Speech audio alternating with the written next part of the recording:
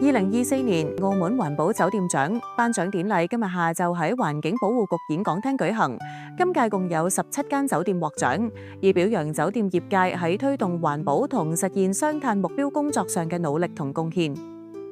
環保局局長葉國林表示，喺低碳發展嘅趨勢下，澳門嘅酒店業界近年持續實踐並深化各項環保措施。咁我連續咧就從2007年咧舉辦到今一屆啦，已經連續18屆啦。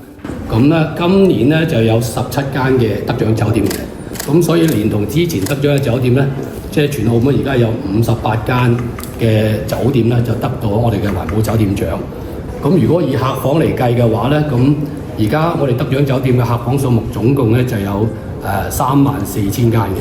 咁佔澳門總嘅客房數目咧差唔多80%左右嘅。咁所以睇到咧酒店業界對於我哋環保工作嘅支持啦，而佢哋得獎嘅話咧，亦都促進咗咧相關嘅酒店咧去做一啲減廢啊、控污啊，以及咧雙碳嘅一啲嘅工作。咁所以對於我哋成個澳門嘅環保工作咧係起到個非常大嘅促進作用嘅。未來環保局將會按照國家嘅相關政策以及特區政府嘅施政方向，繼續同業界緊密合作，共同探索更多可持續嘅營運模式，推動酒店業進一步落實減碳行動。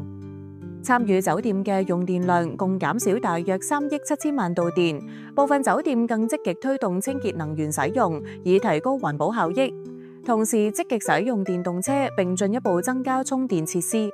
喺減廢及資源回收方面，亦都有一系列措施，包括停止喺客房內提供一次性塑膠樽裝水，落實資源回收工作等等。部分酒店更加自設廚餘機處理廚餘。